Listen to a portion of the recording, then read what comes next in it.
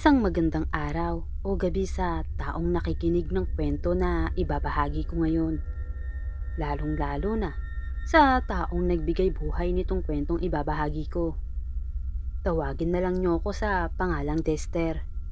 Ang kwentong ibabahagi ko ay isang totoong karanasan. Noong kasalukuyan na pinapanganak ang bunso kong kapatid. Noong panahon namin ay uso pa ang kumadrona, magpapaanak. Di tulad ngayon ay bawal na ang mga kumadrona. Gabi ng Abril, nanganak si mama sa bunso naming kapatid na babae. Hirap na hirap si mama at wala nang oras para dalhin sa ospital. Kahit ang kumadrona, nahihirapan din. Pero sige lang siya sa kanyang trabaho sa pagpapairi kay mama. Sa ilang oras na pag-iri ni mama, ay hindi pa rin lumalabas si bunso. At parang may pumipigil kay mama na wag ilabas ang bata. Si papa naman ay gumawa na ng apoy sa labas para hindi makalapit ang mga aswang o ang mga kampon ng kasamaan. Mahirap na dahil napakaliwanag ng buwan at sakto sa panganganak ni mama. Ako naman ay agad na sumunod kay papa para tulungan siya sa labas. Ngunit sa ilang minuto na pananatili sa labas ay napadako ang aking mga mata sa may malaking puno at nagulat ako sa aking nakita. Isang nakaitim na babae at nakatayo. Mahaba ang mga buhok nito at nanlilisik ang mga mapupulang mata na nakaharap sa bahay at doon ay nakatingin. Lumapit ako kaagad kay papa at sinabing may babaeng nakatayo sa malaking puno nakaharap sa bahay. Itinuro ko kay papa ang babae, ngunit wala nang babae. Si mama naman ay patuloy ang pag-ire, ngunit hindi pa rin talaga lumalabas si bunso. Napagdesisyonan na rin ni papa na puntahan ang kanyang kaibigan na mayroong tricycle para dalhin na lang si mama sa ospital. Pinagbili ni papa na bantayan si mama at para may katulong na rin ang kumadronang nagpapaanak kay mama. Malayo-layo rin ang lalakarin ni papa bago makarating sa bahay ng kanyang kaibigan.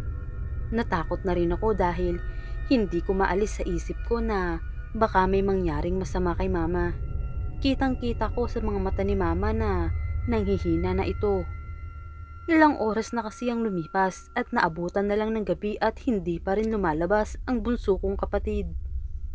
Habang nakaupo ako sa harap ni mama, ay bigla itong nagsalita. Wika ni mama na ihanda ko daw ang aking sarili. Baka hindi na daw siya abutan ng umaga dahil sobrang pagod na daw siya. Wika ako naman kay mama na kaya mo yan ma. Ilang minuto na lang ay babalik na si papa para dalhin ka sa ospital. Huwag tayong mawalan ng pag-asa. Kaya natin itong pagsubok na ito. Alam ko malalagpasan natin ito at maging maayos ang lahat. Kaya lumaban ka ma. Ayon naman sa kumadrona na huwag kang matulog Lourdes. Kayanin mo yan. Tila malaki lang itong anak mo at nakatagilid kaya mahirap talagang ilabas. Sige Lourdes, ire, ire. Dito na ako kinutuban dahil parang wala lang sa kumadrona ang paghihirap ni mama. Nasa isip ko, saan kaya ito nakuha ni papa? Bakit wala lang sa kanya? Habang si mama ay naghihirap at bakit ayaw niyang dalhin si mama sa ospital? Siguro may masamang balak ito kaya sinadya niyang pagurin si mama. Si papa naman ay ilang oras na ang lumipas ay hindi pa rin nakabalik. Nag-aalala na rin ako. Baka may mangyari ng masama kay papa. Hanggang sa umabot na nga sa punto na nadiskubre ko na hindi maganda sa kumadrona. Nakita ng dalawang mata ko kung paano niya pinipigilan ang paglabas ng aking kapatid. Kaya kinausap ko siya at sabay wika sa kanya. Kumadrona ka ba talaga manang? Bakit mo pinipigilan ang paglabas ng aking kapatid? Sumagot naman ito sa akin na huwag kang makikialam dito. Wala kang alam sa pagpapaanak. Huwag mong questionin ang aking kakayahan. Manood ka lang kung ayaw mong mamatay itong mama mo. Hindi ako nakaimik sa mga pinagsasasabi ng kumadrona at buti na lang ay nakabalik na si papa. Pero hindi niya kasama ang kanyang kaibigan. Tinanong ko si papa kung bakit wala ang kaibigan niya. Wika ni papa, "May problema anak." Hindi ako makatawid sa ilog dahil mayroong babae na nakaabang sa akin. Ang mga buhok nito ay napakahaba. Si Papa talaga ang sadya at pinipigilan na hindi makapunta sa kanyang kaibigan. Wala nang magawa si Papa dahil natakot na rin. Si Mama naman ay nagbilin na ng salita kay Papa na huwag akong pabayaan. Umiiyak na ako. Ilang minuto ay may nakita akong anino na mula sa dingding namin at may itinuturo sa altar ng bahay. Hindi ko lang ito pinansin. Ngunit naalala ko na lang bigla na may ibinigay pala si Lola na lana na gawa sa birhen. Nagmamadali akong kunin ito. Pinaalis ko ang kumadrona at inihaplas ko ito kay Mama. Nagbabaka sakaling makatulong ito sa problema namin. Ayaw sana ng kumadrona na ihaplas ko ito kay Mama. Baka makasama pa daw ito sa kalagayan niya. Pero hindi ako nakinig. Itinuloy ko pa rin ang paghaplas sa tiyan ni Mama. Ang kumadrona ay hindi na rin nakapalag sa akin dahil si Papa ay nasa harapan ko lang at walang tutol sa aking ginawang desisyon. At doon, lumabas bigla ang kapatid ko. Ang kumadrona naman ay ilang sandali ay nahimatay na lang bigla. Nahimatay ito dahil sa lana ng birhen na naamoy niya. Kinuha kagad ni Papa ang bunso kong kapatid at nilagyan ng kumot ang katawan para hindi lamigin. Pagkatapos kasi lumabas ng bunso kong kapatid, ay sumunod ang isang malakas na kulog, pagkidlat at pagbuhos ng ulan. Ang kumadrona naman ay hindi na humihinga. Nawalan ito ng buhay sa simpleng amoy lang ng lana ng birhen. Naabutan na kami ng umaga. Ligtas si Mama at ang aking kapatid. Dali-daling umalis si Papa para ipaalam niya ang nangyari sa kumadronang namatay. Marami na ring taong nagpunta sa bahay para tignan nila kung sino ang kumadronang ito. Nagulat ang lahat dahil isa pala itong aswang na nagpanggap na kumadrona. Tuwing may buntis ay siya ang nagpapaanak, kaya namamatay talaga ang sanggol. Kahit saan naman pala nakarating ang kumadronang ito. Tinignan din namin ang laman ng bag nito at tumambad dito ang kakaibang gamit na mayroon ding lana at walang mga gamit na pampaanak. Kilalang aswang pala ang kumadronang nagpapaanak kay Mama. Hindi daw ito nag-iisa. May kapatid din ito na nag-aabang sa tuwing tatawag ng katulong. Laking pasasalamat namin kay Lola na siyang nagbigay ng lana ng birhen. Siguro si Lola rin yung anino na nagturo sa altar para maligtas ang kanyang apo. Hanggang ngayon ay nandito pa rin ang laman ng birhen at mahigpit na iniingatan namin para panlaban sa mga masasama gaya ng aswang. Tila isang milagro ang nangyari sa amin noon dahil lahat kami ay nakaligtas at walang napahamak sa tulong ng lana ng birhen na ibinigay ni Lola sa amin. Hanggang dito na lang ang kwento ko at muli maraming salamat po.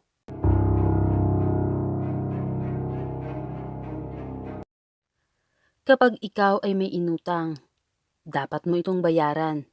Dahil kapag ang isang tao ay hindi marunong magbayad, sisingilin ito sa ibang paraan. Maaaring ang perang iyong hiniram ay buhay ang magiging kabayaran.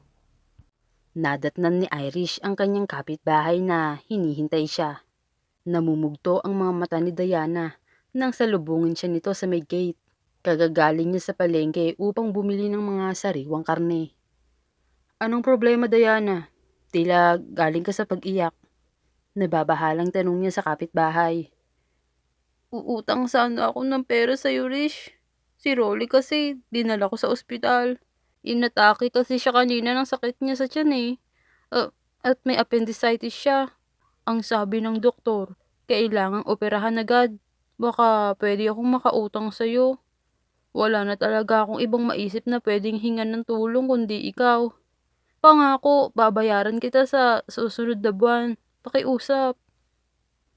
Wika nito. Saglit lang, Diana, ha? Ilalagay ko muna sa kusina ang mga pinamili ko.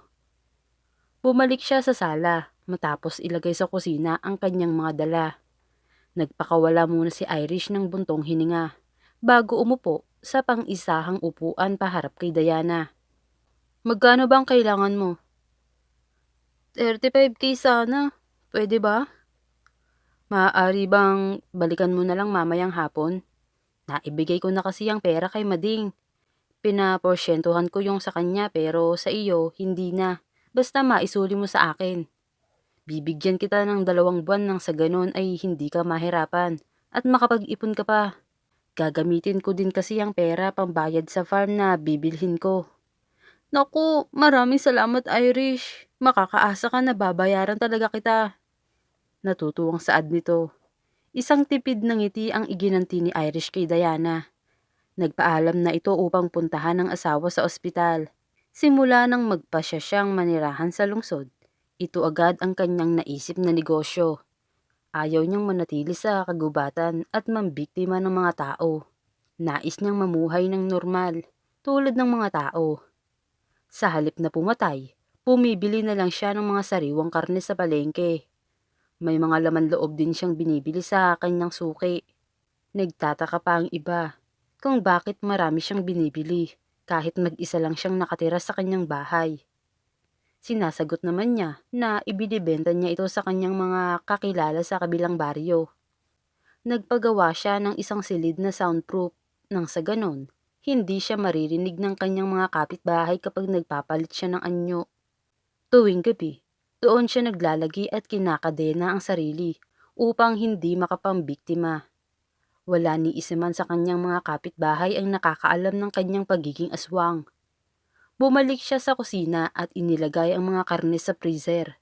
Nagtira siya ng kaunti at walang pag-aalinlangang nilantakan niya ito. Pinagtiyagaan na lang niya ang karne kahit na hindi na ito sariwa.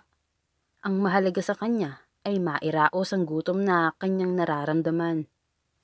Tanghalian na nang makabalik si Diana. Walang pag-aatubiling inabot niya ang pera dito. Sabay na umalis ang dalawa dahil may pupuntahan si Irish. Sisingilin niya ang baklang si Reynaldo sapagkat tila nakalimutan na siya nito. 5 buwan na nang umutang si Maricar at Laila pero ni isang beses ay hindi ito nagpakita sa kanya pagkatapos makautang. Malayo pa lang ay tanaw na niya si Maricar na nagwawalis habang akay ang maliit pa nitong anak. Ngumiti kaagad si Maricar pagkakita sa kanya. Irish, ikaw pala. Halika, maupo ka muna sa may duyan. May kukunin lang ako sa itaas. Pumasok agad ito sa bahay pagkasabi niya sa mga katagang iyon. Naiwan ang anak nito sa labas. Bigla siyang napalunok nang mapagmasdan ng bata. Napakabango ng amoy nito at ang mga braso ng bata ay parang kay sarap ngat-ngatin. Ilang beses din siyang napalunok. Mabuti na lang at lumabas na si Maricar.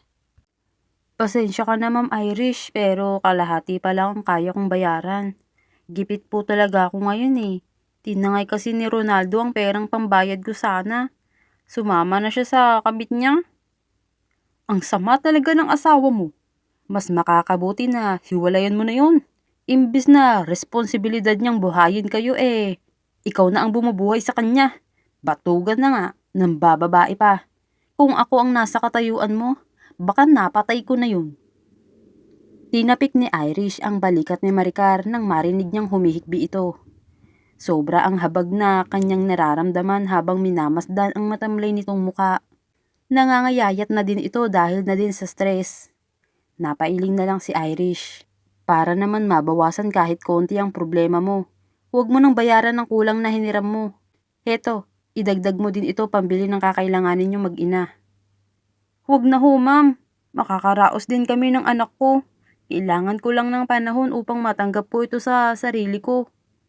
Isipin mo ang anak mo, kahit para na lang sa kanya. Tanggapin mo to. Kiming inabot niya ang pera na ibinigay ni Irish. Nagpasalamat ito sa kanya. Nakangiting nilisan ni Irish ang bahay ni Maricar. Masaya siya na nakatulong kahit papano sa kanila. Dumiretso siya sa bahay ni Laila. Uminit ang kanyang ulo nang magalit si Laila nang kanya itong siningil. Sinabi nito na wala siyang utang kay Irish. Minura at tinaboy siya ni Laila. Pinagbantaan pa siya na ipapapulis kapag hindi pa niya lilisanin ang bahay nito. Aalis ako pero hintayin mo ang karma na darating sa pamilya mo. Anong karma? Hoy Irish, makakarma lang ako kung may ebidensya ka na may utang ako sa'yo. Wala akong ebidensya dahil nagtiwala ako sa tulad mo.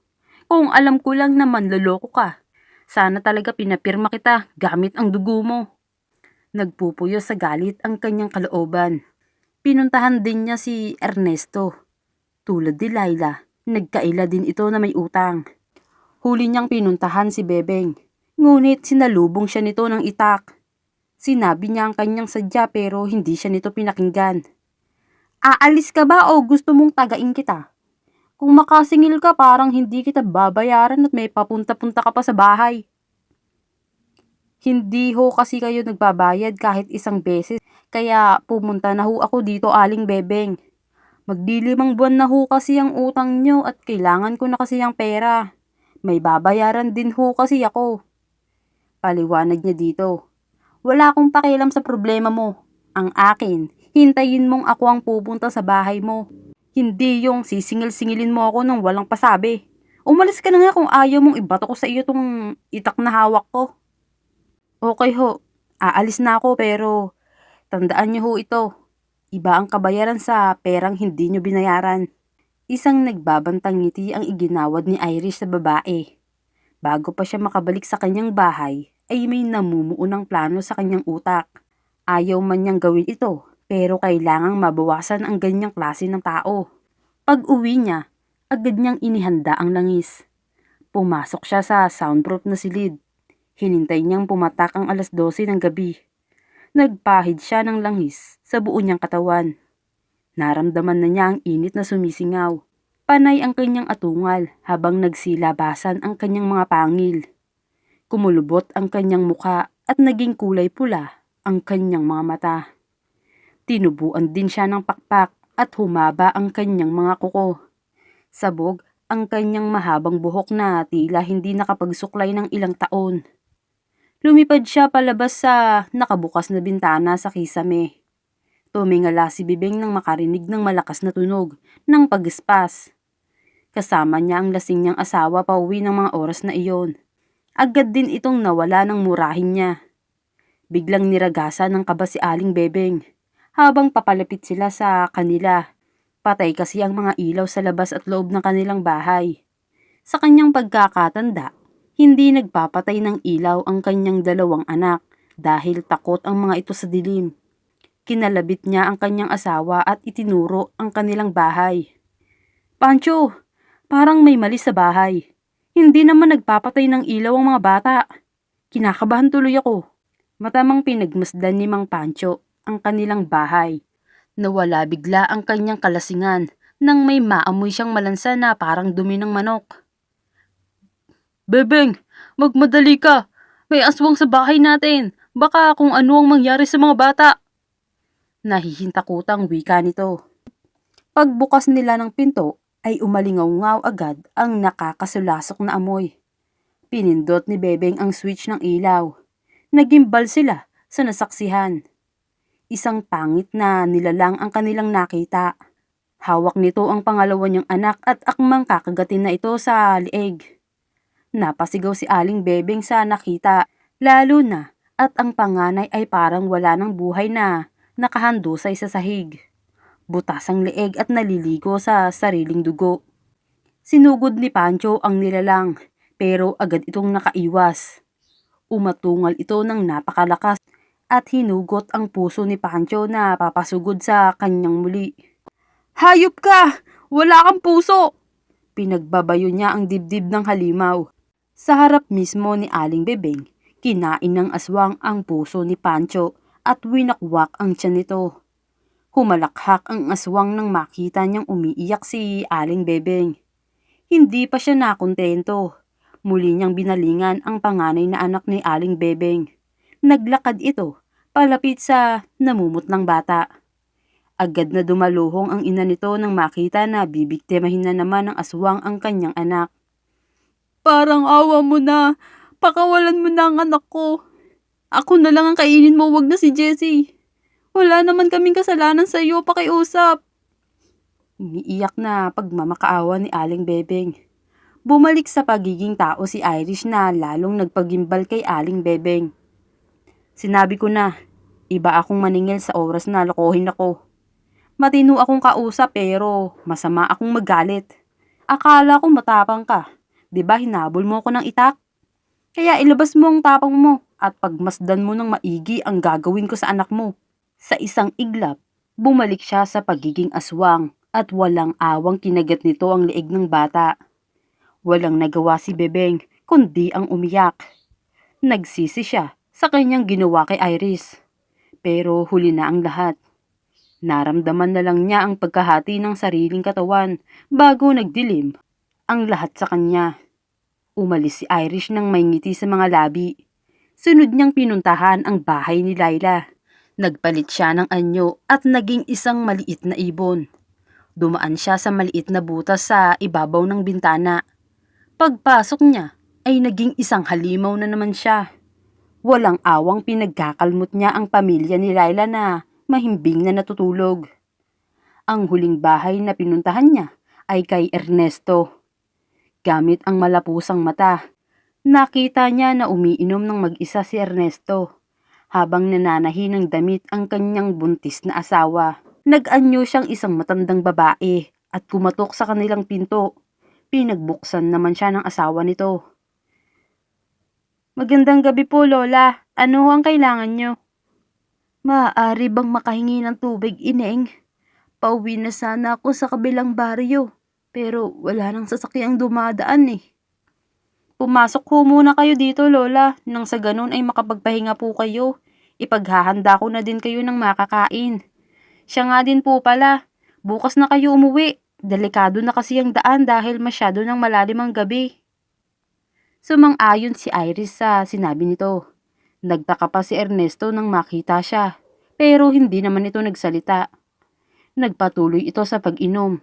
Samantalang si Irish ay natatakam na nakatingin sa buntis. Nilapitan niya ang buntis at walang pag-aatubiling winakwak niya ang tiyan nito. Nagulat ito sa kanyang ginawa. Tanging bakit ang huling katagang nasambit nito. Nabigla naman si Ernesto sa nakita. Kinuha niya ang asin at sinabuyan si Irish sa likod. Napahiyaw siya ng tamaan ng asin. Mabalasik na nilingon niya si Ernesto. Umatungal ito habang pasugod sa kanya. Napaatras siya hanggang sa lumapat ang kanyang likod sa dingding. Naihi siya sa salawal dahil sa takot. Galit ang mga mata ng halimaw nang nakatitig sa kanya. Bumalik sa dati ang mukha ni Irish pero saglit lang. Sigurado si Ernesto na mukha ni Irish ang nakita niya. Humingi siya ng tawad subalit hindi ito nakinig. Ibinukan nito ang bibig at kinagat ang kanyang leeg habang dukot nito ang kanyang puso. Pinagsawa niya ang sarili sa pagkain ng mga laman ng kanyang pinatay. Nagmamadali siyang umalis nang marinig ang pagtilaok ng mga manok. Hudyat na malapit ng mag-umaga. Pagbalik niya sa sariling bahay, agad siyang nagtungo sa banyo upang maligo. Nagkalat kasi sa buong katawan niya ang tilamsik ng mga dugo. Umiiyak siya habang nililinis ang sarili. Kinapa niya ang likod na natamaan ng asin. Pakiramdam niya ay nasunog ito dahil sa hapdi na naramdaman. Pagkatapos maligo ay pumunta siya sa likod ng bahay upang sunugin ang damit na may bakas ng dugo. Ayaw niyang may maiwang ebidensya. Kinabukasan, kumalat agad ang balita sa pagkamatay ng 3 pamilya. Umabot ito hanggang sa kabilang baryo. Halos hindi nila makilala ang mga biktima dahil gutay-gutay ang katawan ng mga ito. Marami ang nagsasabi na adik ang pumaslang sa mga ito, pero may iba naman na naniniwala na aswang ang pumatay sa mga biktima. Narinig lahat ni Irish ang mga sinasabi ng kanyang mga kapitbahay. Ang iba ay nagpaplanong lumipat ng tirahan dahil baka sila ang sunod na mabiktima.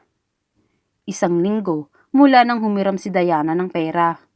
Muli itong bumalik sa kanya upang bayaran siya. Natuwa si Irish dito, hindi kagaya ng ibang umutang sa kanya. Subalit pinagbayad na niya ang mga ito sa paraang gusto niya.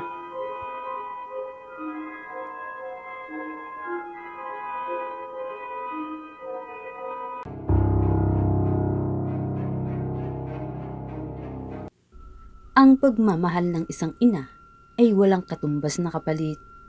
Hindi man siya perpektong ina, asahan mo pa rin na Palaging bukas ang dalawang mga bisig niya upang damayan ka sa lahat ng pagkakataon. Simula nang makilala niya si Diday, palagi nang bumabalik si Benito upang umakyat ng ligaw. Ilang buwan din itong nakisuyo hanggang sa sinagot na niya ang binata. Alam ni Diday na tutol ang kanyang mga magulang sa relasyon niya kay Benito, pero mas piniling manahimik. Palagi nilang inuuna ang kaligayahan ng nag-iisang anak kahit pa labag ito sa kanilang mag-asawa. Isang gabi, masinsinang kinausap si Diday ng kanyang mga magulang. Anak, sigurado ka na ba talaga kay Benito? Oo, inay. Nasa kanya ang katangiang hinahanap ko sa isang lalaki. Alam mo, nay, pangarap ko talaga na makatagpo ng isang lalaki na kaugali ni tatay. Isang lalaki na handang ipaglaban ang taong mahalaga sa kanya, tulad mo, tay. Ipinaglaban mo kami sa kabila ng lahat. Isinakripisyo mo ang sariling kaligayahan. Mabuo lang tayo. Nang dahil sa inyo, tay, hindi ako nawalan ng pag-asa na may tatanggap din sa akin ng buong buo. Mali ka anak, ni minsan hindi ko isinakripisyo ang kaligayahan ko. Dahil kayo, Nang ina mo ang nagpapasaya sa akin at hindi ang mga material na bagay na kayang ibigay ng lolo at lola mo. Kaya ngayon, sigurado ko ba talaga na matatanggap ka niya sa oras na malaman niya ang totoo mong pagkatao? Paano kung siya mismo ang maghahatid sa atin sa kamatayan? Lalo na sa iyo. Makakaya mo bang tanggapin kung sakaling magkatotoo ang aming sinabi? Biglang natahimik si Diday sa aturan ng kanyang ama. May punto ang mga katagang ibinibigkas nito. Ayaw niyang isipin na magagawa ni Benito na traidorin siya dahil pakiramdam niya may isang patalim na humiwa sa kanyang puso. Ang sa amin lang anak, hanggat hindi pa niya hawak ang buong puso mo, mas mabuting ipaalam mo na sa kanya ang totoo habang maaga pa, sabi ng kanyang ina. Nagpakawala ng isang malalim na buntong hininga si Diday. Tinignan niya ang dalawa at saka pilit na ngumiti. Nangako si Diday na ipapaalam na niya kay Benito ang totoo niyang pagkatao. Lumipas ang ilang araw pero hindi pa muling dumadalaw si Benito sa kasintahan. Nag-aalala naman si Diday dahil baka umano may nangyaring masama sa nobyo. Binalak nitong pumunta sa bayan upang hanapin ang bahay ni Benito, subalit pinigilan siya ng kanyang mga magulang. Walang magawa si Diday kundi sundin ang payo ng mga ito. Upang mabawasan ang kanyang pangungulila, sumama siya sa ina upang humanap ng mabibiktima. Sabik na siya sa sariwang dugo at laman ng tao, lalo na sa sanggol. Mga masasamang nilalang lang ang kanilang binibiktima upang mabawasan ang mga krimen sa mundo. Pagpatak ng 12:00 ng gabi, nagpalit agad sila ng anyo. Sinadya ni Diday na hindi gamitin ang anyo ng tiktik, pagkus naging isang malaking aso siya. Tanging mga tunog ng kuliglig ang maririnig sa kagubatan, ngunit naroon ang dalawang malalaking aso na tumatakbo. May nakita itong isang tao na pumasok sa masukal na gubat at may kargang babae sa likod. Hinabol nila ang lalaki nang balak nitong gahasain ng lasing at walang malay na dalaga. Nang maabutan, ay agad na sinakmal ng dalawa ang leeg nito at pinagtulungang kalmutin ang dibdib ng lalaki. Sumambulat ang maraming dugo sa paligid. Takam na pinagsaluhan ng dalawa ang laman na nagkalat sa lupa. Hinila ng dalawa ang walang buhay na lalaki at inilibing. Wala sa bahay ang ama ni Diday pag-uwi nila, pero may sariwang karne ng hayop ang nakalapag sa lababo. Pinuntahan ito ng kanyang ina sa maliit na kamalig dahil tiyak nandoon ito upang pakainin ang mga hayop na inaalagaan nito. Hindi nga siya nagkamali sa hula dahil kasama na ito ng kanyang ina pag-uwi. Normal na tao ang kanyang ama. Si Diday at ang kanyang nanay lang ang aswang. Sa kabila ng pagkakaiba ng kanyang mga magulang ay hindi pa rin ito naging hadlang upang magmahalan sila. Kinabukasan, dumating si Benito. May dala itong mga pasalubong sa kanila. Kagagaling pala nito sa isang business trip. Nagkasakit umano ang ama nito kaya si Benito ang inatasan na panandali ang palitan ng ama. Magpagayunman, palagi itong sinasabi na ayaw niya sa yaman ng kanilang pamilya sapagkat nais nitong sa kanyang sariling sikap magmula ang perang kikitain niya. Nanliit bigla si Diday sa sarili. Pakiramdam niya, langit at lupa ang pagitan nilang dalawa ng kanyang nobyo. Pinatuloy niya muna ito bago tinanggap ang mga pasalubong na dala nito. Inabot ni Benito sa ama ni Diday ang sariwang isda. Lumingon siya sa ibang direksyon upang hindi mapansin ni Benito na natatakam siya sa sariwang isda. Nagboluntaryo ang kanyang ama na ito na ang magluto. Day, may problema ba? Hindi ka ba natutuwa sa pagparito ko? Himig pagtatampo ni Benito. Hindi sa ganun, Ben. May naisa na akong ipagtapat sa iyo. Nakasalalay sa ipagtatapat ko ang relasyon natin. Makikipaghiwalay ka na ba sa akin?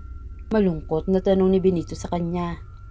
Hindi, pero baka ikaw ang makipaghiwalay sa akin sa oras na malaman mo kung ano ako. Halika, doon tayo sa may ilog. Doon ko ipagtatapat ang lahat sa iyo. Nagpaalam muna sila bago umalis. Namangha si Benito nang masilayan ang magandang tanawin sa may ilog. Unang beses niya palang itong nasilayan dahil hindi naman sila dumaan dito nang minsan silang nangahoy noong may team building sila sa lugar nila Diday. Ben, agaw niya sa atensyon ni Benito. Ben, hindi ako totoong tao. Isang tiktik ang lahing pinagmulan ko. Tanging si tatay lang ang totoong tao sa aming tatlo. Naguguluhan na nilingon siya ni Benito. Pagkatapos ay napailing ng umiti. Akala nito binibiro o tinatakot lang siya ng nobya, ngunit biglang nagbago ng anyo ang kasintahan. Parang napako ang kanyang mga paa nang masilayan ang kulubot na mukha ni Diday. Magulo ang buhok na tila nakalimutang magsuklay. Naging mabalasik at mapula ang mga mata. Humaba din ang mga kuko nito at naglalaway na nakatunghay kay Benito. Inilabas ni Diday ang mahabang dila na sobrang ikinagkulat ni Benito dahil para itong elastic band. Napapikit na lang ang binata at hinintay ang susunod na gagawin ni Diday. Isang batok ang nagpamulat sa kanya. Bumalik na din sa normal ang mukha ni Diday. Napatuwid ng tayo si Benito at matamang pinagmasdan ng nobya. Ngayon, alam mo na kung ano at sino ako. Malaya ka nang lumisan. Maiintindihan kita pero sana hindi mo ipagkakalat kung ano ang nalaman mo sa amin.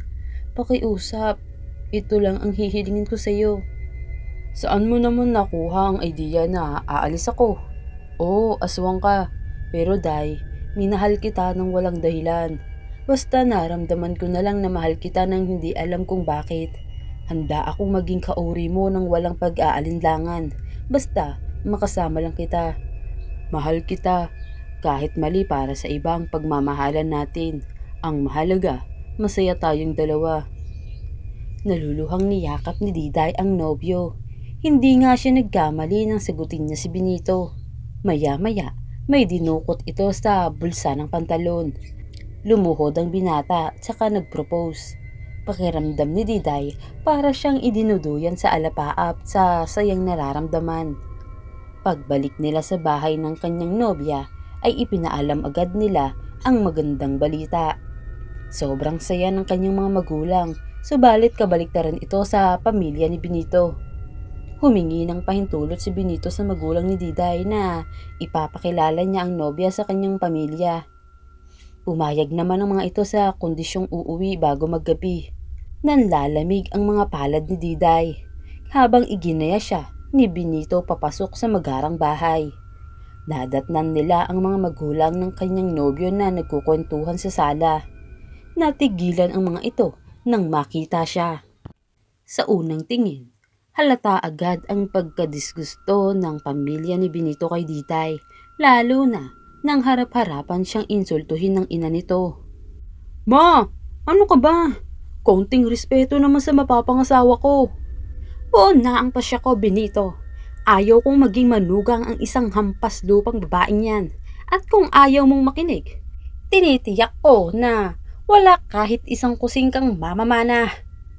Umiiyak na tumakbo palabas ng bahay si Diday. Hindi niya akalain na makakatanggap siya ng pang-insulto galing sa pamilya ng nobyo. Sasakay na sana siya ng tricycle, ngunit pinigilan siya ni Benito. Nais nitong sumama sa kanya at magsimula muli na siya ang kasama. Galit na galit ang mga magulang ni Diday nang malaman ang sinapit ng anak. Nagpakasal ang magkasintahan kahit wala ang basbas ng mga magulang ni Benito. Nagpasya sila na sa tabing ilog idaos ang kasal dahil hindi makakapasok si Diday at ang pamilya nito sa simbahan. Nagtayo ng maliit na bahay ang mag-asawa katabi sa bahay ng mga magulang ni Diday. Natuto si Benito na maging isang magsasaka at mangaso. Ibinigay ng ama ni Benito ang 3 ektaryang sakahan. Ilang linggo mula nang ikasal sila nang ibalita ni Diday na nagdadalang tao ito. Sobrang tuwa ng mag-asawa, pati na ang magulang ni Diday sa nalaman. Diday, ngayong buntis ka, ingatan mo ang batang nasa iyong sinapupunan. Huwag kang makikihalubilo sa mga tao sa bayan. Sa tuwing magbubuntis ang isang tiktik, mas agresibo itong kumain ng laman ng tao at uminom ng dugo. Kaya mag-ingat ka at huwag mo din kakalimutan na asawa mo si Benito dahil baka siya ang gagawin mong pagkain. Alagang-alaga ni Benito si Diday. Napag-usapan nilang mag-asawa na titigil na si Diday sa pagkain ng tao. Bagkus, mangangaso si Benito upang makahuli ng hayop at iyon ang kakainin ng asawa. Pumayag naman siya sa hiling ni Benito. Pinipilit niyang tuparin ang ipinangako sa asawa kahit nag-uumigting ang nais niyang kumain ng tao. Matuling lumipas ang buwan at nasa 8 buwan na ang ipinagbubuntis ni Diday. Dumating si Benito at ang ama ni Diday galing sa pangangaso. May nahuli silang 1 usa at 2 aso. Matamlay, nanginitian niya ang asawa at ang ama. Napansin iyon ni Benito kaya agad itong nilapitan. May problema ka ba, Day? Naramdaman ko, may mga kabataang napadpad sa may ilog. Kahit nasa malayo, ay naaamoy ko sila. Nahihirapan akong tiisin ang pagkasabik ko sa pagkain ng tao. Naiiyak na sambit ni Diday. Iginayan niya papasok sa loob ng asawa. Alam niyang nais talaga nitong kumain ng tao, pero mas gusto niyang makontento ang asawa sa dugo ng hayop. Pumatak ang kanyang luha nang di niya namalayan. Agad niyang pinunasan ng mga mata upang hindi makita ni Diday. Iniba niya ang paksa para mabaling sa ibang atensyon ni Diday.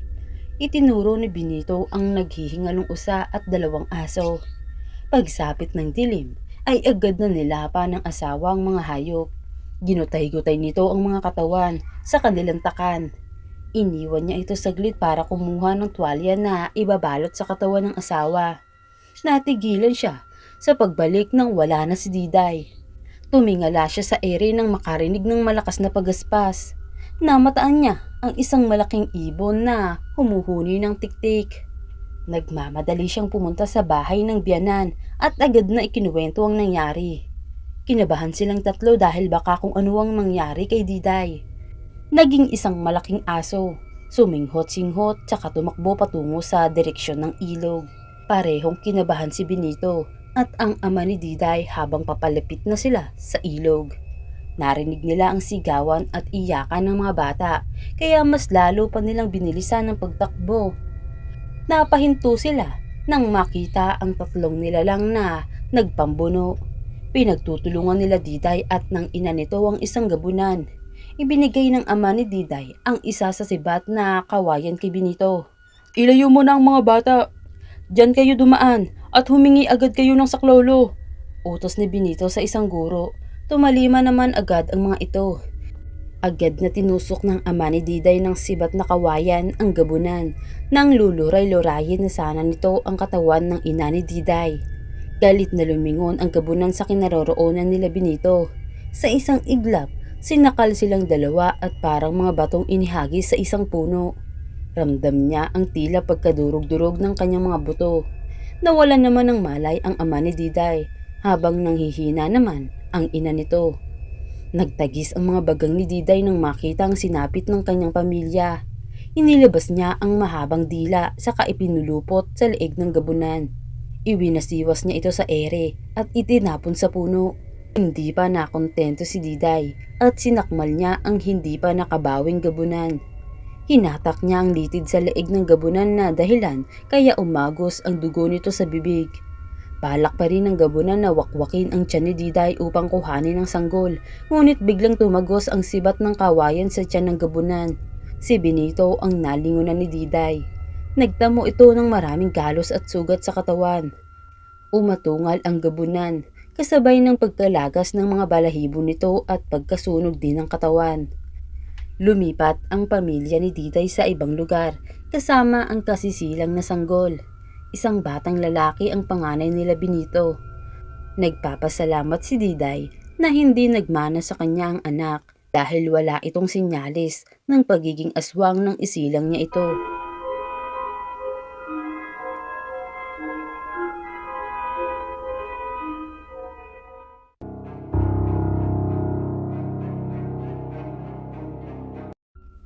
Madilim na ang buong paligid.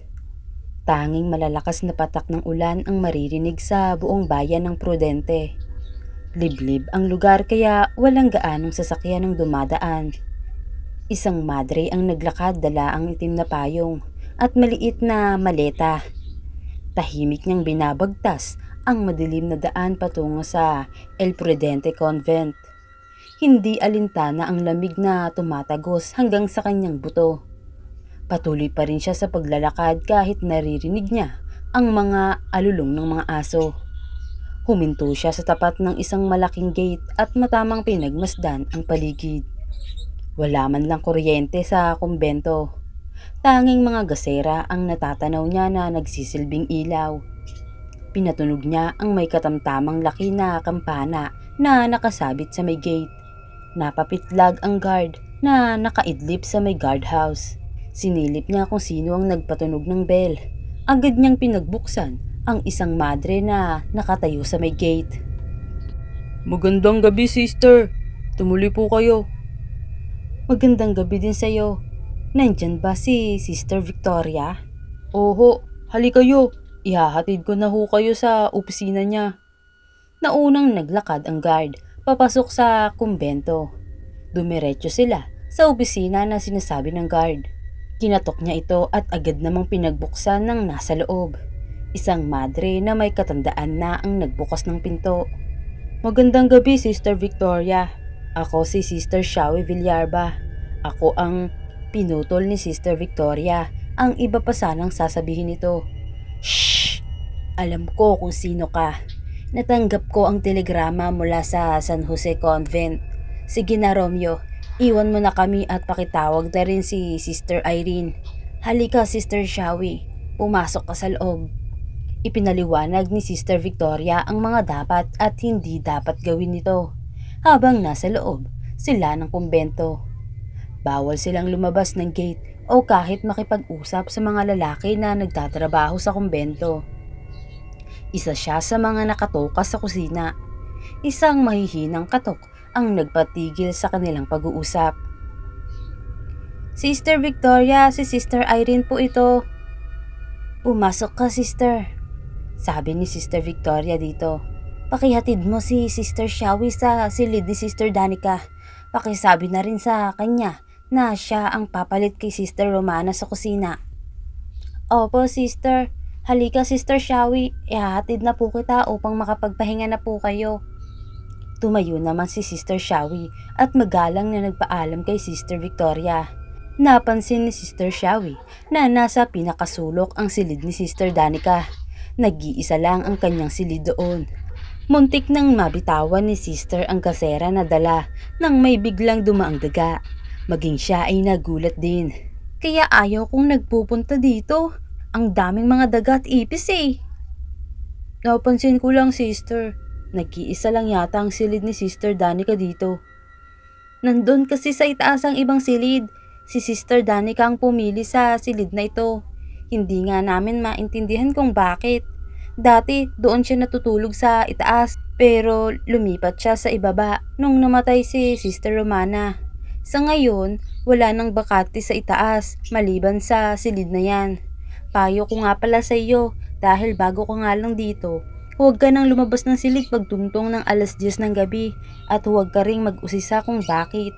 Mahirap na, baka malaman pa ni Sister Victoria at pareho tayong malagot. Hindi naman ako chismosa, sister. Panandalian lang din ako dito dahil wala pa silang mahanap na pwedeng ipalit kay Sister Romana. Sayang, akala ko ikaw talaga ang papalit sa pwesto ni Sister Romana eh. Huminto kami sa harap ng pinto sa silid ni Sister Danica. 3 katok ang ginawa nito, saka may nagbukas na. Ipinakilala sila ni Sister Irene sa isa't isa. Malugod na tinanggap niya ang kamay ni Sister Shawi na nakalahad. Iniwan na sila ni Sister Irene upang bumalik sa silid nito. Bigla siyang kinilabutan nang makita ang iba't ibang abubot na nasa loob ng silid ni Sister Danica. Napansin naman nito ang kanyang reaksyon kaya agad na nagpaliwanag.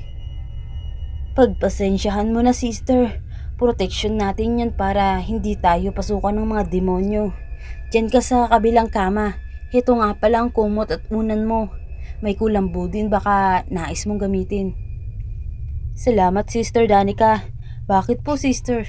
Pinamumugaran ba ang lugar na to ng mga demonyo? Oo, marami sila. Nagkalat at nagmamasid. Naghihintay ng mabibiktima upang maibsan ang pagkalam ng kanilang sikmura. Mag-iingat ka palagi. At huwag mong kalimutang magdala ng bendita. Mahirap na, baka ikaw ang susunod na malinlang nila. Anong ibig mong sabihin, sister? Wala, matulog ka na dahil maaga pa tayo bukas. May mga pakakainin pa tayo sa bodega. Napakasungit pa naman ni Sister Victoria. Kailangan talagang nasa tamang oras ang pagpapakain sa kanila. Naguguluhan siya sa pinagsasabi ni Sister Danica. Tila may nakabalot na misteryo sa El Prudente Convent. Iwinaksi niya agad sa isipan ang mga negatibong naglalaro sa kanyang isip. Imposible para sa kanya na pamugaran ng demonyo ang kumbento dahil napakasagrado nito. Pagkatapos magdasal ay agad niyang ipinikit ang mga mata. Ngunit naging mailap ang antok sa kanya. Pasado 3:00 ng madaling araw, saka pa siya dinalaw ng antok. Ginising siya ni Sister Danica upang maghanda ng almusal. Pilit siyang bumangon kahit antok na antok pa siya. Minadali niya ang pagluluto nang sa ganun, hindi sila maabutan ni Sister Victoria. Iniligay niya sa tray ang mga plato na may lamang pagkain. Ikaw na sa ibaba, Sister Shawi. Ako na sa itaas. Katukin mo lang ang maliit na bintana. May magbubukas niyan. Heto ang susi sa main door. Pagkalagay mo, pakilak na lang. May gasera sa pinto, sindihin mo na lang. Madilim kasi sa loob dahil walang bintana. May hirapang makapasok ang sinag ng araw sa loob. Huwag ka ring makipag-usap sa kanila. Sinunod niya ang bilin ni Sister Danica. Inilapag niya muna ang dalang tray sa mesa na nakaharap sa bintana. Kinatok niya ito ng 3 beses. Pagkakuha nito sa tray, ay lumabas na siya. Tinahak niya ang pasilyo patungo sa kusina. Sister Shawi, halika dito. May isang madre na nakita ng guard kanina. Marami itong sugat sa katawan. Ginagamot siya ngayon ni Sister Leonela at Sister Anika. May nalaman ba kayo kung taga saan siya, Sister Irene? Sa ngayon, wala pa. Ayaw magsalita kahit anong pakikipag-usap ang gawin namin. Sinilip nila ito sa opisina ni Sister Victoria. Bigla siyang kinilabutan nang lumingon ito sa kanila at ngumiti. Pakiramdam niya ay may hindi magandang mangyayari. Tumalikod si Sister Shawi, saka bumalik sa kusina. Pinag-usapan nila Sister Danica ang dayong madre. Nakasuot kasi ito ng damit na pang madre kaya nahulaan agad nila. Katulad ni Sister Danica, hindi din maganda ang kutob niya dito. Naging maalinsangan ang panahon ng gabing iyon. Kumuha siya ng pamaypay upang maibsan ang alinsangan na kanyang naramdaman. Maya-maya, may naamoy siyang mabaho na parang naaagnas na bangkay, na para ding mabahong ipot ng manok. Naamoy mo ba ang naaamoy ko, Sister Danica? Sumenyas ito na huwag maingay at makiramdam lang sa paligid. Ibinigay nito ang dinikdik na bawang at asin sa kanya. Teka Sister Danica, anong gagawin ko dito? At saka, bakit may ganito ka sa silid mo? Mabuti na iyong nakakasiguro tayo. Matagal nang may aswang dito. Si Sister Romana ang huling biktima ng aswang. Naririnig nilang nagsigawan ang mga kasama nilang madre sa labas, humihingi ng saklolo. Dahan-dahang pinihit niya ang doorknob. Walang ingay silang naglakad patungo sa pinagmulan ng sigaw. Umakyat sila sa itaas upang tignan kung ano ang nangyayari. Nagimbal sila sa nakita. Nagkalat ang maraming dugo sa sahig at may nakatayong nakakatakot na nilalang. Nakasuot ito ng pangmadre at may kapang itim. Sa malamlam na sinag ng gasera, napansin niya ang mahabang kuko ng nilalang. May matatalas na pangil din ito at mapupulang mata. Mabalasik ang titig na ibinigay nito sa kanila. Susunggaban sana siya nito pero hinampas ito ni Sister Victoria ng krus. Umatungal ang halimaw nang maramdaman ang hapdi sa kanyang balat. Ibinaling nito ang atensyon kay Sister Victoria at walang awang ginutay-gutay ang katawan nito. Pinagpiestahan ng aswang ang katawan ni Sister Victoria. Nilalapa hanggang sa mawakwak ang tiyan nito. Kinain nito ang lahat ng mga laman loob ng kawawang madre. Sindak na sindak sila na nakatingin sa ginawa ng aswang. Umiiyak na silang pareho dahil sa takot. Tumakbo sila pababa upang lumabas ng kumbento pero nakalak ang lahat ng pinto. Napatigil sila nang mapasigaw si Sister Danica at agad tumakbo patungo sa kusina. Nadatnan nila si Sister Irene na nanginginig na nagdarasal. Hawak-hawak nito ang rosaryo at tabak. Umalis na kayo dito! Walang hiya ang madre na yan! Siya na nga yung tinulungan tapos bibiktimahin pa niya tayo. Heto ang susi. Kailangan niyong makalabas upang makahingi ng saklolo. Sige na, magmadali na kayo. Paano ka? Sumama ka na sa amin, Sister Irene. Wika ni Sister Danica na natatakot na din. Huwag niyo akong alalahanin. Sarili niyo ang dapat niyong isipin. Sige na, dali. Umalis na kayo. Lalabas na sana sila sa kusina, ngunit biglang humarang ang aswang. Napaatras sila nang masilayan ang halimaw. Akmang sasakalin nito si Sister Shawi, pero sinaksak ito ni Sister Irene ng tabak. Mas lalong nagalit ang aswang sa ginawa nito. Umatungal muli ito ng malakas, saka sinakmal niya si Sister Irene sa leeg. Gamit ang matutulis na kuko, binalatan siya ng aswang hanggang sa lumitaw ang buto niya. Para siyang hayop na kinatay at napapalahaw ng iyak. Ang huling nakita ni Sister Shawi ay ang pagdukot ng halimaw sa mga mata ni Sister Irene at kinain ito. Nanginginig ang mga kamay na binuksan nila ang pinto. Agad silang tumakbo pagkalabas. Tumakbo sila patungo sa gate, ngunit natalisod si Sister Danica. Muli niya itong binalikan at tinulungang makatayo. Malapit na sana sila sa gate, ngunit biglang hinarang sila ng aswang. Nakalabas na pala ito ng kumbento nang hindi nila namamalayan. Tumutulo ang laway at galit ang mapupulang mga mata nito na nakatingin sa kanila. Humakbang sila paatras pero sa isang iglap ay nasunggaban niya si Sister Shawi. Sumisigaw ito hanggang sa mapaos ang boses niya at ganun din si Sister Danica. Pilit na kinapa ni Sister Shawi ang kanyang bulsa. Nang makapanan niya ang bawang, ay agad na isinaboy niya ito sa mukha ng aswang. Nabitawan siya nito kaya agad nilang kinuha ang pagkakataon na makalabas sa gate. Nadaanan nila ang guard na wala na ring buhay at wakwak na din ang tiyan. Umiiyak ang dalawa sa kalunos-lunos na sinapit ng kanilang mga kasama. Malapit na sana nilang mabuksan ang gate, ngunit nahila ng aswang ang buhok ni Sister Shawi. Bitawan mo siya, halimaw! Heto! Tanggapin mo! Isinaboy ni Sister Danica ang lahat ng asin at mga diniktik na bawang sa halimaw. Nagdasal ito at humingi ng gabay sa poong may kapal. Mahigpit niyang hinawakan ng rosaryo at taimtim na nagdasal. Ganon din ang ginawa ni Sister Shawi kahit na sobra na itong nahihirapan sa mga sugat na kanyang natamo. Pakiramdam niya, anumang sandali ay bibigay na ang kanyang katawan. Marami na ring dugo ang nawala sa kanya.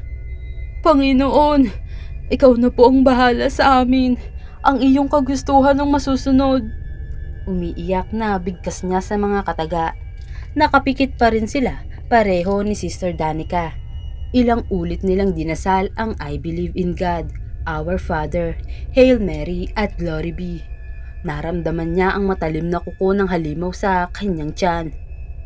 Sister Danica, iwan mo na ako. Iligtas mo na ang iyong sarili. Ang Diyos na ang bahala sa buhay ko. Puntahan mo ang San Jose Convent at ipaalam mo kay Father Brooke ang nangyari dito. Sige na, alis na! Patawad, Sister Shawi! Patawad!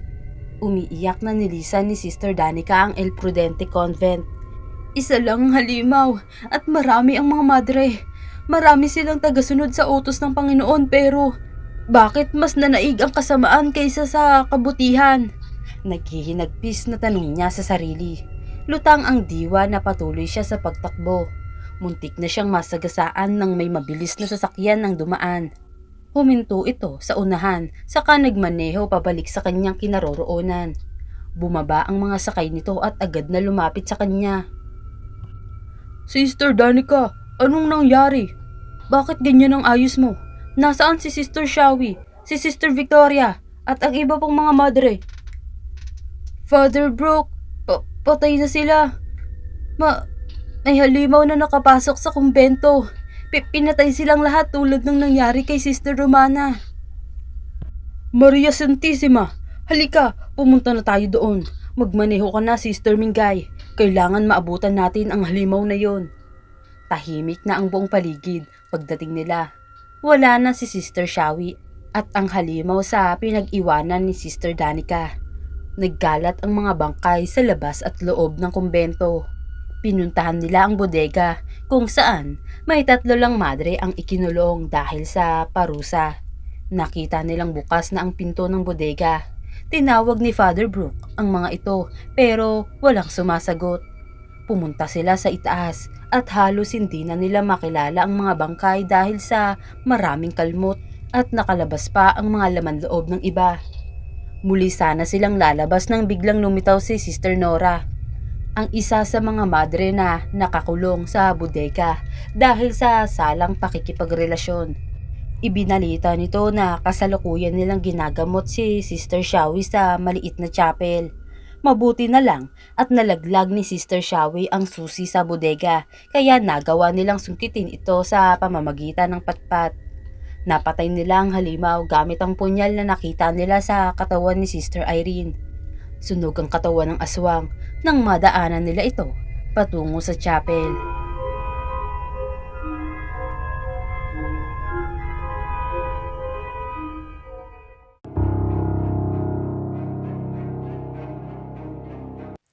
Tao po! Tao po! Nagising si Adele sa malakas na pagkatok sa pinto. Hindi niya namalayan na nakaidlip na pala siya habang tinatapos ang pagsusulat. Naghihikab na naglakad siya patungo sa pinto. Si Marta ang kanyang napagbuksan at may dala itong 2 mangkok. Adele, nandyan ba si Aling Rosina? Heto, ipinabibigay nga pala ni nanay. Kaarawan kasi niya ngayon kaya may konti kaming niluto. Nasa palengke si nanay eh. Darating kasi si Lola bukas at nagre-request na ipagluto siya ng sinigang na bangus. Pumasok ka muna, Marta. Ililipat ko lang ng sisidlan to. Wag na, dito na lang ako. Sige, saglit lang ha. Hinugasan muna ni Adele ang mangkok na may lamang adobo at kaldereta. Tinakpan niya lang ito dahil hindi pa siya nagugutom. Isinauli niya kay Marta ang mga sisidlan saka bumalik sa kanyang pagsusulat. Magtatanghali na nang makabalik ang kanyang inay. Magluluto sana ito ng uulamin pero agad na nagbago ang isip pagkakita sa ulam na nasa mesa. Inilapag ni Adele ang ballpen nang marinig niya ang pagtawag ng ina. Nagkusa na siyang maghugas ng pinggan nang makitang marami pa itong gagawin. Kaunti na lang din naman ang kanyang susulatin. Siya nga pala anak. Sasama daw si Evelyn bukas. Sabi ng lola mo, dito daw muna iyon hanggang sa makabawi sa nangyari. Kawawang bata. Iiling-iling na wika nito. Magandang balita yan, Nay. Hayaan mo, Nay. Next week, semestral break namin. Papasyal ko siya sa bukid natin upang makapanguha kami ng mga prutas. I-harvest na din naman ng mga mangga at ilang prutas doon. Mabuti pa nga anak. Nakakatiyak ako na maaaliw si Evelyn doon. Lalo pa at mahilig itong kumain ng mga prutas. Baka ito pa ang daan upang matanggap niya ang nangyari sa kanyang ipinagbubuntis. Sana nga po, Nay. Maagang pumunta sa paaralan si Adele upang ipasa ang mga proyekto na ginawa niya kahapon. Mabuti na lang at hindi na nagbigay ng mga task ang teachers nila. Mae-enjoy niya talaga ang break. Pag uwi ni Adele, nandoon na ang lola niya at Evelyn. Nagbebeso-beso silang magpinsan saka nagmano sa kanyang lola. Masaya kaming nagkakamustahan. Pero ni isa sa amin ay walang binanggit tungkol sa anak ni Evelyn. Nagkasundo silang magkatabi sa higaan ng pinsan niya. Pagsapit ng gabi, maagang nagpahinga ang lola at inay ni Adele. Pumasok na din sila ng kanyang pinsan sa silid. May sariling balkonahe ang kanyang kwarto, kaya hindi mo na kailangang bumaba kung nais mong magpahangin. Ayos ka na ba, Eve? Heto, pinipilit na maging maayos. Alam mo, Adele, iniisip ko na lang palagi na para sa Diyos ang anak ko at hindi para sa akin. Sinisisi ko ang aking sarili. Ang daming sana ang lagi kong inaiisip pero kahit maglupasay ako sa kakaiyak o kahit kunin ko ang sarili kong buhay, hindi na maibabalik sa dati ang lahat. Alam ko, nakapanghihina ang nangyari sa iyo pero kailangan mo pa rin tumayo. Kailangan mong magpatuloy na takbuhin ang iyong buhay. Bumangon ka at bulutin ang bawat aral na iyong madadaanan. Nandito lang kaming lahat para sa iyo. Makakaasa ka na kahit anong ibato sa iyo ng mundo, hindi ka namin hahayaang humarap ng mag-isa. Lalo na ako. Salamat sa hindi mo pang iwan sa akin. Kayo ni Auntie at Lola ang nagsilbing liwanag noong panahong binalot ng dilim ang buhay ko. Niyakap ni Adele ng mahigpit si Evelyn upang mas ipadama pa sa kanya ang suporta at malasakit sa pinsan.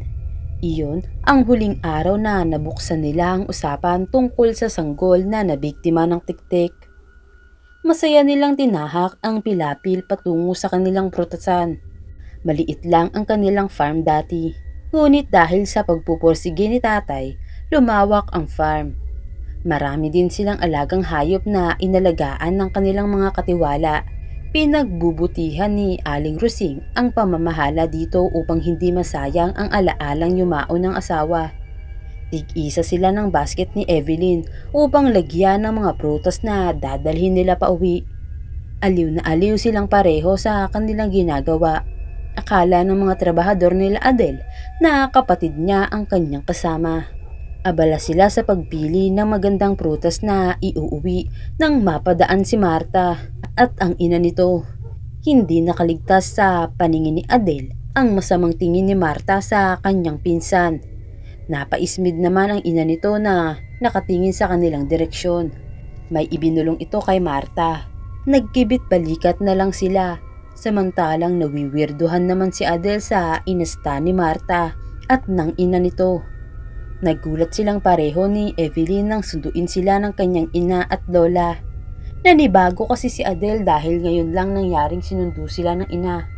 Bakas ang takot sa mukha nila nang marinig ang kwento ng kanyang ina. May 3 umanong nakitang patay sa irigasyon kaninang madaling araw. Parang hayop umano ang sumalakay sa 3. Naputol umano ang ibang parte ng katawan nila. Dinukot ang mga mata at nawawalang mga laman loob. Nakadama ng takot si Adele sa narinig. Tiyak niyang konti lang ang pupunta sa farm nila bukas dahil sa nangyari sa kanilang lugar. Nagbilin ang kanyang ina at ang lola nila na huwag umalis ng bahay. Hindi nila kami pinayagan na bumalik sa farm dahil baka matsyempohan umano namin na nandoon ang mamamatay tao. Mabuti na daw, umanong mag-ingat kaysa magsisi sa bandang huli. Upang hindi mabagot sa bahay, nagpresentang magluto ng hotcake si Adele. Kumpleto kami sa pansahog kaya hindi na namin kailangang umalis ng bahay upang bumili. Magluluto na sana si Adele nang may kumatok sa pinto. Nakisuyo siya sa pinsan na silipin ang nasa pintuan. Pagbalik nito ay may dala na itong isang mangkok. Ibinigay ng kapitbahay niyo. Ewan ko kung ano ang pangalan basta yung bahay sa kabila. Ah, kina Marta yan galing. Pakilagay na lang dyan, Eve. Ikaw, baka gusto mo kumain. Busog pa ako. Alam mo Adele, may galit yata yung kapitbahay mo. Biruin mo kanina, inirapan ako. Pagkatapos kong tanggapin yan, ayun, umalis agad ng walang paalam. Mabait naman si Marta, baka may dalaw kaya masungit. Natatawang biro niya sa pinsan. May dalang sariwang isda ang ina ni Adele pag uwi. Inutusan muna siya na bumili ng uling upang mag-ihaw ng isda. Sinamahan siya ni Evelyn dahil nababagot umano ito sa bahay. Napilitan silang pumunta sa kabilang eskinita nang walang uling sa tindahan ni Aling Pinding. Napakainit ng panahon at tirik ang araw. Nasa 10 minuto ang kanilang nilakad upang makarating sa tindahan sa kabilang eskinita. Mahangin pero ramdam nila ang init sa balat. Saan ba kayo bumili? At ang tagal niyong makauwi. Bungad agad ni Aling Rosing sa kanila. Natampal nito ang sariling noo nang malaman na pumunta sa kabilang eskinita ang anak at ang pamangkin. Kabilin-bilinan niya sa anak na huwag pupunta doon pero may katigasan din ang ulo. Sa kanila Marta ba galing ang ulam na nasa mesa? Opo, Nay. Pumasok na sila sa loob habang itinabi naman ni Aling Rosing sa itaas ng rep ang ulam na galing sa kanilang kapitbahay. Inihaw ni Adele ang isda samantalang gumawa naman ng sausawan si Evelyn. Sinilip niya ang ina at lola sa sala at nakita niya na seryoso itong nag-uusap. Hinayaan ni Adele ang mga ito saka binalikan ang inihaw na isda. Nagtaka si Adele dahil 6:00 pa lang ng hapon ay kumakain na sila at saradong-sarado na ang bahay nila pati sa kanilang mga kapitbahay. Nay, ang aga naman yata nating maghapunan. Napalingon sa kanya ang lahat. Tumikhim muna si Aling Rosing bago sinagot ang tanong ng anak. May bali-balita kasing may aswang daw sa lugar natin. May bago nga itong nabiktima. Kaya mga apo, manatili lang kayo sa bahay. Mahirap na at baka mapahamak kayo. Sabat ng kanyang lola. Isarado nyo ng maigi ang bintana at pinto ng silid nyo ha. At kung may maririnig kayong kaluskos o ano pang ingay, huwag nyong bubuksan. At huwag nyo ring silipin. Mapanganib pa sa ngayon. Tumango lang si Evelyn at Adele. Ang nanay na niya ang naghugas ng pinggan dahil may tatapusin pa umano itong gawin sa lababo. Nauna na silang pumasok ni Evelyn sa silid, nahiga ng tahimik at nakiramdam. Pasado 12:00 ng hating gabi nang mapabalikwas ng bangon si Adele. May ingay siyang naririnig sa labas ng bahay, mga alulong ng aso, mga naglalakad sa bubungan, at mga pagaspas ng mga pakpak na waring paikot-ikot sa bubungan ng kanilang bahay. Ginising niya si Evelyn na himbing sa pagtulog. Kinusot nito ang mga mata at nagtatakang nakatingin kay Adele. Nanlaki pareho ang kanilang mga mata nang maisip na baka may aswang sa paligid. Tahimik lang na nakiramdam pa rin sila sa paligid. Kinabukasan, may patay na namang natagpuan sa kakahuyan malapit sa farm nila Adele. Natatakot na silang lahat sa sunod-sunod na pagkamatay ng kanilang mga kapitbahay. Luray-luray ang mga katawan, puno ng kalmot ang dibdib. Higit sa lahat, wakwak ang tiyan at nawawala ang mga laman loob. Malakas na napabuntong hininga si Aling Rosing. Ngayon lang ito nangyari sa kanilang lugar. Apektado na pati ang kanilang kinabuhayan. Walang gustong pumasok sa trabaho dahil takot na baka bigla silang sunggaban ng aswang. Isang malakas na sigaw ang narinig namin nila nanay. Boses iyon ni Evelyn. Nagmamadaling bumaba sila patungo sa kusina. Bumaliktad ang sikmura ni Adele nang makita ang naggagalawang karne sa duguan. May mga uod din na lumalabas mula dito. Umalingasaw din ang masangsang na amoy na nagmula sa dinuguan. Kahit ang kanyang ina at lola ay nagulat din nang makita ang ulam na ibinigay ng kapitbahay. Nagtakip sila ng ilong dahil napakabaho talaga ng amoy nito. "Anong ginawa mo, Eve? Bakit parang parte ito ng katawan ng tao?" Tanong ni Adele nang halatang gulat pa din. "Nakalimutan ko kasing inutusan ako ni Auntie Rosing kagabi na kunin ang dinuguan sa ibabaw ng ref. Iinitin ko sana ito pero nilagyan ko ng bawang at kalamansi upang mas malasa sana. Kaya lang biglang umusok ang dinuguan. Tapos bumubula hanggang sa naging ganyan." "Hindi nga ako nagkamali sa aking kutob, Rosing. Binabalak talaga ng pamilyang iyan na hawaan kayo. Oh, heto, uminom kayo ng tig-iisang kutsara ng langis upang maisukan niyo ang lahat ng nakain." Galit na dinampot ni Aling Rosing ang isang bangkok ng dinuguan. Lumabas ito sa bahay at pinuntahan si Aling Elizabeth. "Hoy mga aswang! Lumabas kayo dyan kung ayaw niyong sunugin ko ang bahay niyo. Kami pa talaga ang balak niyong hawaan. Dadaan muna kayo sa ibabaw ng bangkay ko bago niyo kami magawang aswang. Lumabas kayo dyan!" Itinapon ni nanay sa pinto ng bahay nila Maricar ang mangkok na may dinuguan. Pinagtulungan ng kanilang mga kapitbahay na buksan ang pinto, subalit wala nang mag-ina doon. Hinalughog nila ang buong bahay pero wala na talaga silang makitang bakas ni Marta at ni Aling Elizabeth. Magdidilim na pero patuloy pa din ang mga kapitbahay nila sa paghahanap sa dalawang aswang. Walang ano-ano at may narinig silang mga sigaw na parang kapipisa pa lang. Nagkatinginan ang lola at ina ni Adele. Sumenyas ang lola niya na may aswang sa paligid. Biglang lumakas ang hangin na parang likha ng isang pamaypay. Narinig nila ang pagaspas na nagmula dito. Nagtago ang ilang kababaihan at mga bata sa kani-kanilang tahanan. Napasigaw si Adele nang may bumagsak sa kanyang harapan. Tiyak niyang aswang ito at nakaharang ang malapad nitong pakpak. Hinila siya palayo ng isa sa mga kapitbahay nila. Muli niyang nilingon ang aswang. Nakakatakot ang itsura nito. Mapupula ang mga mata nito. Sabog ang mahaba at gumagalaw ang buhok nito. May malaki at malapad na mga pakpak. May matutulis na mga kuko at mga ngipin na kayang punitin ang balat kapag nakagat ka. May isa pang aswang ang bumagsak katabi nito. Tulad ng naunang aswang, nakakatakot din ang itsura. Alam na nila na ang mag-inang Elizabeth at Marta ito.